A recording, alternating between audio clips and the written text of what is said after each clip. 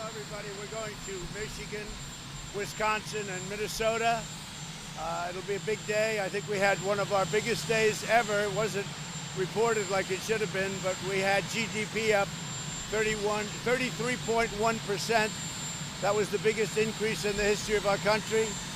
And I think we're going to have some other good quarters, very good quarters. And I think next year, if you don't raise taxes like Biden wants to do, he wants to quadruple your taxes and destroy it. But if you don't do that, we are going to have the best year we've ever had economically next year. We're superseding all other countries. Our gain is bigger than any other country. Our percentage gain is bigger. And we went down less than any other country economically. So it's incredible. And we're doing very well with respect to making the turn on the pandemic. We're working very hard on that. Great therapeutics. You saw various articles today. I guess even the fake New York Times, you saw an article where people that are seriously ill are getting better. It's the first time I've ever heard him say that. We have great medicines. I would call them cures, but other people call them therapeutics. But we have some great things coming out, and we have some great things already out. And some are already in use, as you know, fully approved by the FDA. And I think that's what's happening, where people are getting better, and they're getting better much faster. So that's great. The economy is going to be very shortly at a level which I don't think it ever was. Last year was the best year we've ever had.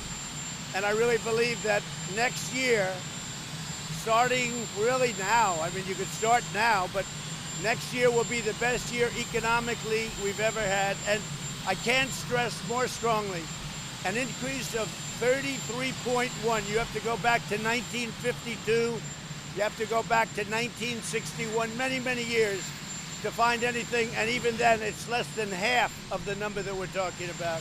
So it's been it was a great day, and a great day yesterday. And now today we're really celebrating it because nobody thought it was possible. Nobody thought we could ever have that kind of an economic gain. Nobody was predicting it. So we're very happy about that. It really shows that our policies work. If you had a president with different ideas, instead of having a 33.1 gain, you'd have a disaster on your hands. But we're set for the best year we've ever had. What are you going to be doing on election night? Are you going to be here or We haven't made a determination. We have certain rules and regulations. You know, Washington, D.C. is shut down. The mayor has shut it down. So we have a hotel. I don't know if it's shut down, if you're allowed to use it or not, but I know the mayor has shut down Washington, D.C., and if that's the case, we'll probably stay here or pick another location. I think it's crazy. Washington, D.C. is shut down. Can you imagine? are you worried about Texas? It looks pretty close there. No, Texas, we're doing very well. It's going to be the same thing as last year. In fact, I think last term, I think you asked the question last time, too. Texas is looking very close, and I won it by many, many points. Texas is looking very strong.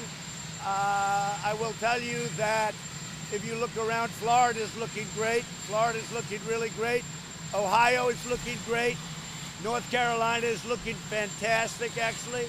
We think Pennsylvania is looking fantastic, but that's a late vote. And we think those people, the Pennsylvania, what I've done for Pennsylvania, and you have to remember, he wants no fracking. Whether you say it or not, he wants no fracking, and he showed that in the debate. And if Pennsylvania didn't frack, you wouldn't have Pennsylvania. Believe me, it would destroy Pennsylvania. It's 1 million jobs. It's a tremendous amount of money, and they're really one of our big producers, so they have to frack. He is not going to let them frack. His party will not let them frack, which is more important. Why do you think we didn't continue? Well, he wanted a meeting. He's a really nice guy. He's really an activist in a very positive way. And he asked for a meeting, and we had the meeting, and as you saw, the meeting went very well.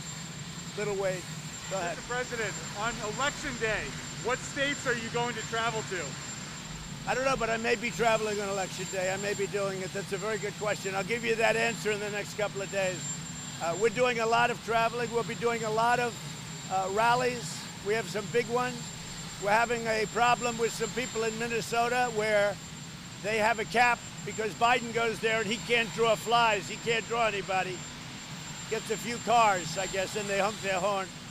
we've got the biggest crowds in the history of politics, and I think you will all be witness to that, because there's never been anybody that has ever had bigger crowds or more enthusiasm than we have.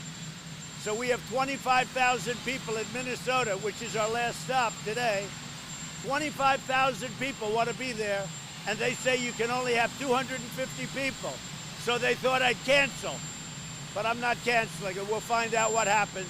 But we have 25,000 people in Minnesota, and they're there because they're angry at the riots, and they know that I stopped them, but I stopped them after it was requested and very late. They should have requested it 2 weeks earlier.